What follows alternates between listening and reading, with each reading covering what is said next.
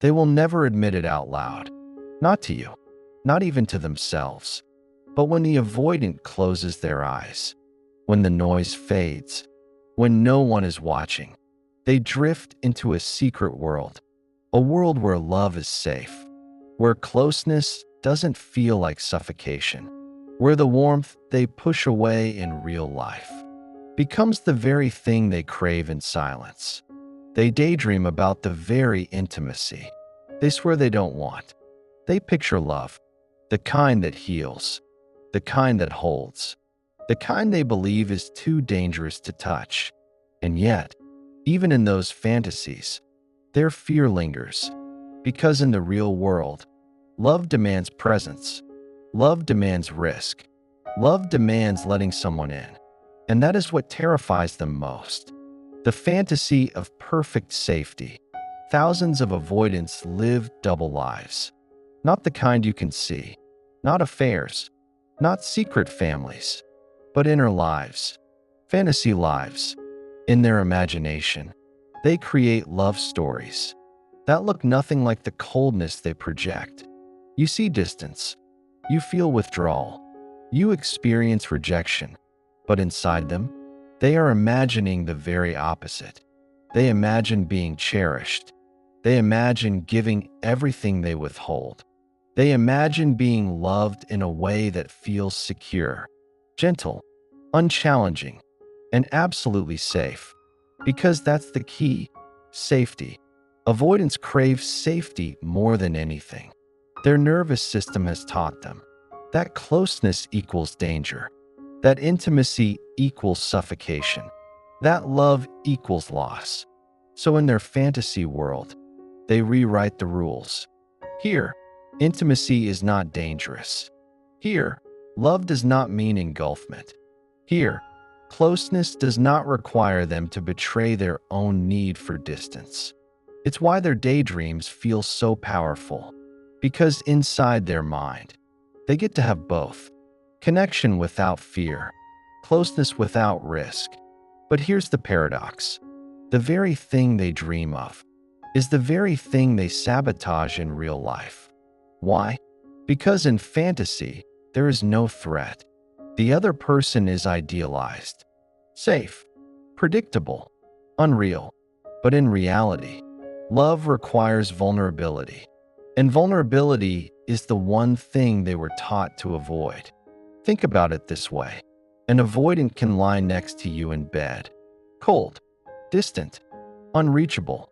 And yet, that same night, they may fall asleep, dreaming of a world where they hold you close without fear, where they whisper the words they choke back during the day, where they let themselves need you, without punishment or shame. This is the tragedy of the avoidant. They are not void of love. They are full of it, but their love is trapped in the safest place they know, their imagination. The fantasy becomes a refuge. It's where they go when their body won't let them lean in. It's where they go when they long for what they're too afraid to touch. It's where they go when you start to get too close. And in that world, they can rehearse love without the consequences of real intimacy. No rejection, no loss, no shame, no fear of being engulfed. Just the illusion that love can be safe. But here's the deeper truth. The fantasy is not random. It's not meaningless. It is their nervous system's confession. It is their attachment wounds speaking. It is proof that they long for exactly what they push away. Because if they truly didn't care, if they truly didn't want closeness, they wouldn't daydream about it. They would erase it from their imagination. They would have no hunger for it at all. But they do, which means the avoidant is not incapable of love. They are simply terrified of living out the love they imagine. And this is why the fantasy matters. Because if you've ever been close to an avoidant, if you've ever felt the ache of their withdrawal, the sting of their silence, the confusion of their mixed signals, you've probably asked yourself, do they even love me? Do they even want me? Or am I just wasting my time? The fantasy gives you the answer. Yes, They want love. Yes, they long for closeness. Yes, they imagine giving what they hold back. But in their reality, their body resists it. Their wounds fight against it. Their fear strangles it. So they split themselves in two. A real self, cold, distant, unreachable, and a fantasy self, warm, loving, safe. The tragedy is that they can only show you a fraction of who they really are, and the rest, you'll never see it, unless they do the terrifying work of healing the wounds that keep love trapped in imagination. That's why their daydreams matter, not because they are escapes, but because they are evidence. Evidence of the love they can't live yet. Evidence of the intimacy they crave but fear. Evidence that their detachment isn't absence. It's protection. They dream of what they cannot hold. They long for what they cannot say. They rehearse in fantasy what they are too afraid to live in reality. And maybe, just maybe, that is the most human part of them. The double life of the avoidant.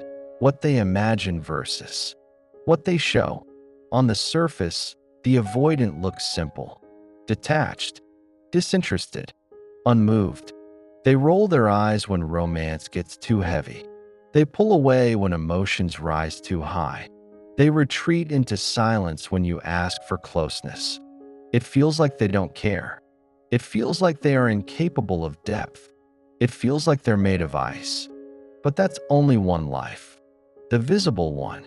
Behind it, they live another life, a secret life, an inner life. And it is there, inside that hidden world, that the truth about the avoidant reveals itself. In this inner world, they are not cold. They are not indifferent. They are not heartless.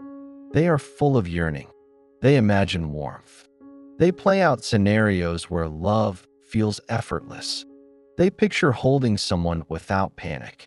They imagine conversations where they finally say what they choke back in real life. They allow themselves to feel the intimacy they spend all day blocking. This is the double life of the avoidant. The external self, guarded, distant, hard to reach. The internal self, hungry, aching, endlessly rehearsing connection. Think about what this means. When they reject you, they may still be thinking about you. When they act indifferent, they may still be longing for closeness. When they withdraw, they may still be imagining being held by you. But here's the cruel paradox. The closer you get in real life, the stronger their fear. The stronger their fear, the more they escape into fantasy. The more they escape into fantasy, the colder they appear on the outside.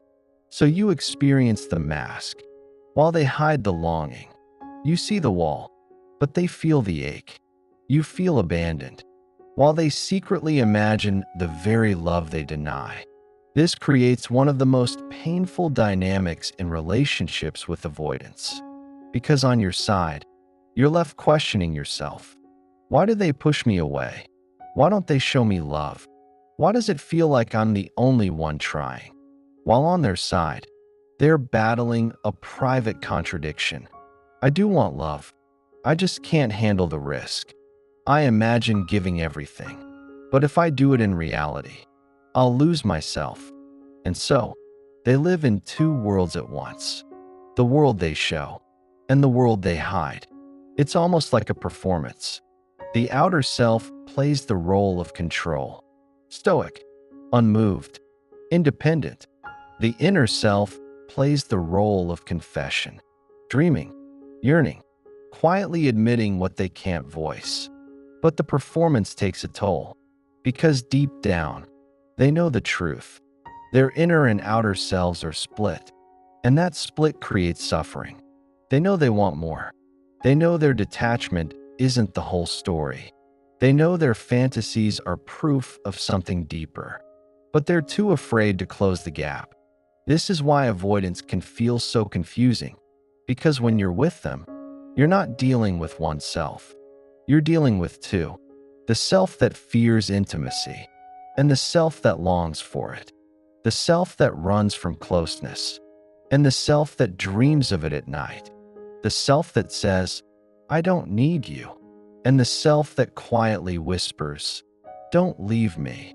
The tragedy is, you only get to see one, the one shaped by fear, and the one shaped by longing. It lives in silence, in imagination, in the unfinished conversations they never share. Here's the raw truth. If you've ever loved an avoidant, you were never dealing with their whole self.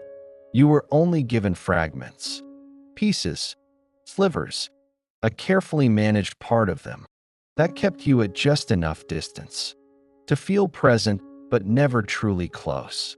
Meanwhile, inside, they were carrying another story, a secret world where they let themselves feel what they won't let themselves express. And unless they face those fears, unless they risk closing that gap, they will always live split in two, and you will always feel the cost of that split. Because the double life of the avoidant isn't just about them, it's about you. You are left in confusion. You are left in doubt. You are left wondering if you imagine the connection, when in reality, they did feel it. They just felt it in the only place. They believe it is safe to let love exist. Their imagination, the fear beneath the fantasy, why love feels like a threat. If you've ever wondered, why can't they just let themselves love? Why can't they just step into the closeness they imagine? The answer is simple, and yet, it runs so deep it controls everything about them. The answer is fear, not the kind of fear we think about when we imagine danger in the outside world, not fear of strangers or failure or rejection, but fear of love itself. To the avoidant, love is not simply warmth. It is not simply comfort. It is not simply joy. Love feels like exposure, like risk, like surrender. And surrender, to them, is terrifying. Think about how they grew up. For many avoidants, the very people who were supposed to provide love also provided pain. Affection was inconsistent. Support was conditional. Closeness came with strings attached. Sometimes, love was overwhelming, demanding too much of them too soon. Other times, love was absent, leaving them alone when they needed someone most. So what did they learn? That love isn't safe. That closeness comes at a cost. That letting someone in means losing themselves. This is the wound they carry into adulthood. On the surface, they look composed. They look independent. They look like they don't need anyone. But underneath, their nervous system remembers. Their body remembers. Their heart remembers. And what it remembers is, love hurts. Closeness is dangerous. Intimacy means betrayal. So when they fantasize about love, they are stepping into the one space where it feels safe to explore it. Because in their imagination, they control it. In their daydreams, they can allow affection without risk. They can imagine closeness without the fear of being trapped. They can picture tenderness without the terror of losing themselves. Fantasy is safe because it's one-sided. Fantasy is safe because no one else gets to demand anything. Fantasy is safe because it can't betray them. But when fantasy meets reality, that's where the fear takes over. The moment someone reaches for them in real life, their body tenses, their mind races, their instincts scream, protect yourself, step back, don't give too much. And so they withdraw, not because they don't feel, not because they don't care, but because feeling and caring ignite the very fear they've been running from their entire lives. It's heartbreaking when you think about it, because what they want most is also what terrifies them most.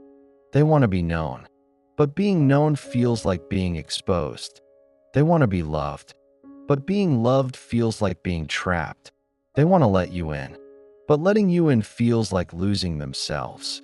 So they hover in between, longing on the inside, pulling away on the outside, caught in a cycle that neither fully rejects love nor fully embraces it. This is why avoidant relationships often feel like a dance. One step forward, two steps back, moments of closeness, followed by sudden silence, promises of connection, followed by withdrawal. Because every time love feels real, the fear beneath the fantasy wakes up and takes control. But here's the paradox. Their fear isn't about you. It isn't about your worth. It isn't about your value. It's about the old blueprint they're carrying, the script written in childhood that still whispers to them as adults. And that script says, stay safe by staying distant. Protect yourself by keeping control. Never need anyone too much. So even if you give them love gently, their system still treats it like danger. And this is what makes loving an avoidant so painful. Because you see their potential for depth. You sense their longing. You feel the truth beneath their walls. But each time you reach for it, you collide with the fear they can't yet name, the fear they can't yet face, the fear that convinces them that the safest way to love is to not love too closely at all. This is why patience alone doesn't solve it. You can wait for them. You can reassure them. You can prove over and over that you are safe. But unless they confront the fear itself, nothing changes. Because fear has roots, deep roots, roots buried in old pain, in nervous systems wired for survival, in hearts that were once let down when they needed love most. And until they face that root, they will always live between fantasy and fear. So when you wonder why they seem so conflicted, remember this. The daydream is their hope. The fear is their wound. And their life is the battlefield where the two collide. The silent grief, what avoidants lose by protecting themselves. When we talk about avoidant attachment, we often focus on what they do to others, how they pull away, how they withhold, how they vanish just when closeness begins to form. But what we don't talk about enough is what they lose in the process. Because every wall they build, every escape they make, every silence they leave behind comes at a cost. And that cost is grief. Not the loud kind of grief we recognize in heartbreak. Not the kind of grief that cries openly, seeks comfort, or names itself, but a silent grief. A grief they don't admit, don't even fully feel. Because to feel it would mean acknowledging the depth of their longing. The avoidant lives with two selves. The self they show the world, confident, independent, unbothered. And the self they hide, the one that aches for connection, the one that wonders what it would feel like to be truly chosen, to be deeply loved, to be fully seen. That hidden self lives in shadow. It rarely gets air. It rarely gets space, but it is always there. Every time the avoidant turns away from love, that self grieves. Every time they shut down in a moment of intimacy, that self feels the loss. Every time they choose safety over closeness, that self whispers, "This is what you wanted, and this is what you've lost." The grief is silent, because to name it would expose too much. It would mean admitting, I want what I fear. I need what I reject. I long for what I run from. It would mean acknowledging that their avoidance is not freedom, but a prison. And that realization, to them, feels unbearable.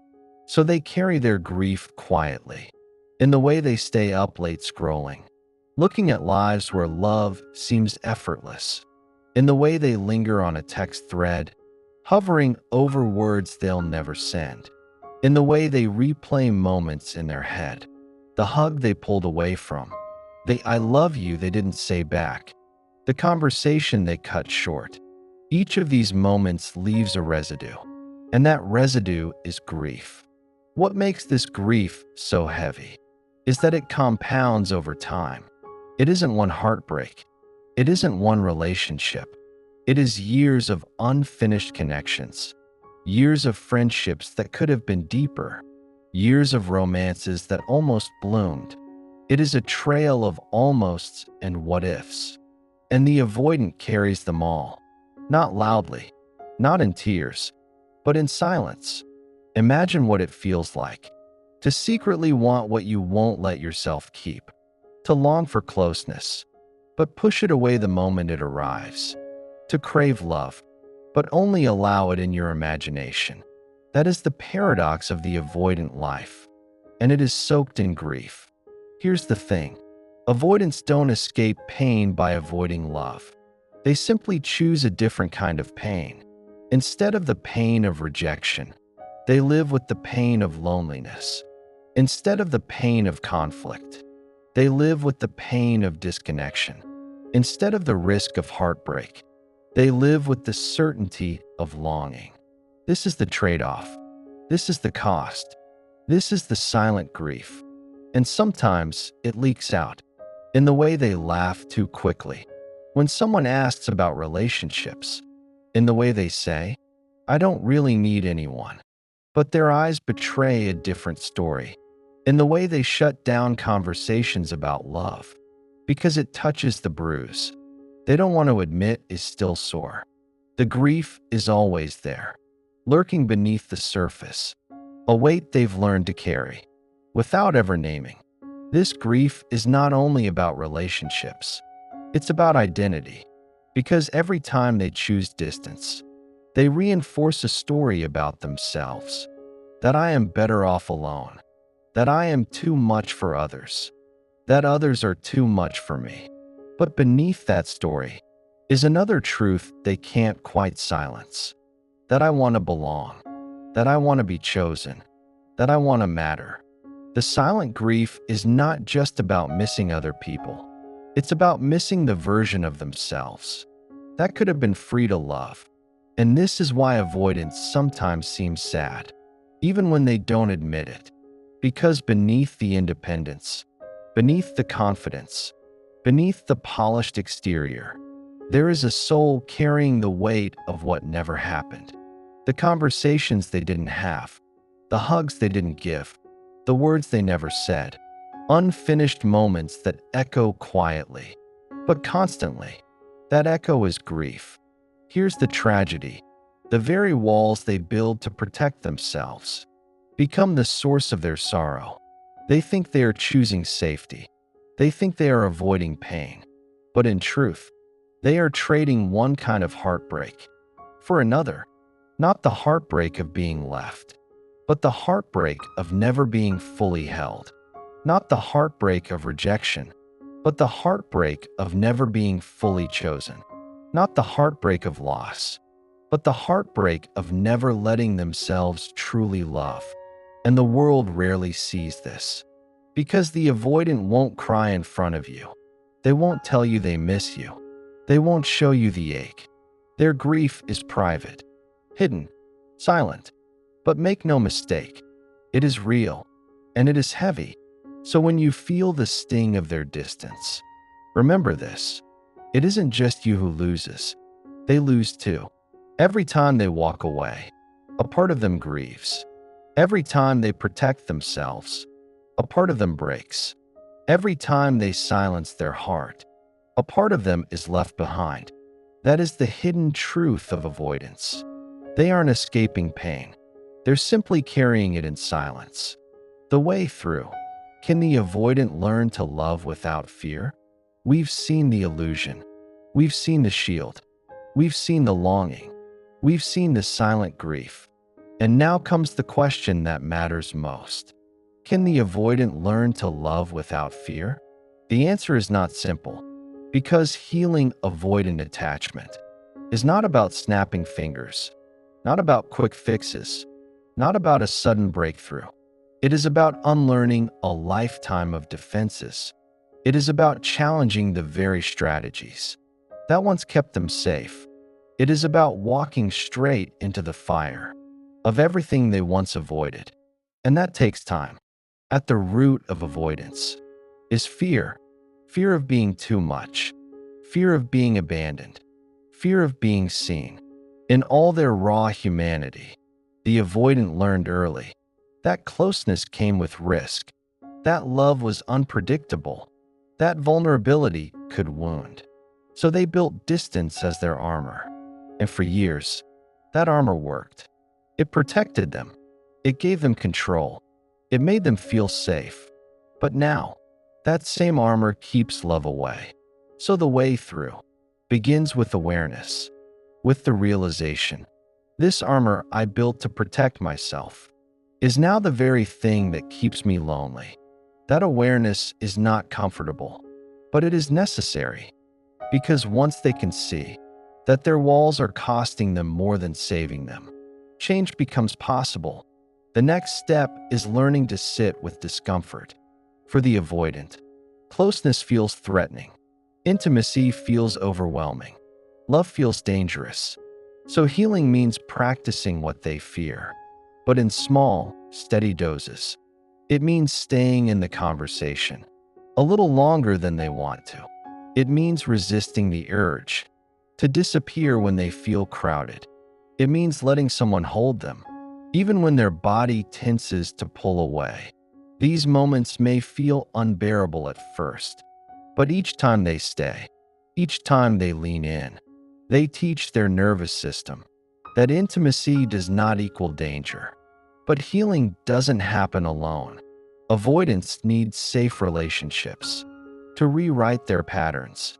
Not perfect relationships, not ones without conflict, but safe ones, where love is steady, where boundaries are respected, where closeness doesn't come as a trap, but as an invitation. This is where transformation begins, in the presence of someone who shows them, not through words, but through consistency, that love can feel safe. Another piece of the way through is grief, because to heal, the avoidant must mourn. Mourn the years lost in silence. Mourn the connections that never blossomed. Mourn the moments they cut short. This grief is necessary, because only by feeling what they've lost can they begin to embrace what they still have time to build. And through that mourning, a new tenderness can emerge toward themselves and toward those they pushed away. Healing also means learning a new truth, that perfection is not required for love. That being chosen doesn't require them to be flawless. That closeness doesn't mean collapse. That vulnerability is not weakness. Love, real love, is not about performance. It is about presence. And for the avoidant, this truth can feel revolutionary. So, can the avoidant learn to love without fear? Yes, but only when they begin to see that their defenses are no longer serving them. Yes, but only when they are willing to trade control for connection. Yes, but only when they risk the one thing they have always avoided, being truly seen. And here's the beautiful part. The avoidant is not broken. They are not incapable of love. They are not doomed to distance forever. They are simply protecting wounds that were never meant to carry alone. And when those wounds begin to heal, what emerges is breathtaking. Because beneath the armor, beneath the silence, beneath the shield of perfection, is a heart that longs to love deeply. A heart that has always wanted closeness. A heart that, when freed, can give love in ways that are profound, steady, and real. And maybe this is the most important truth.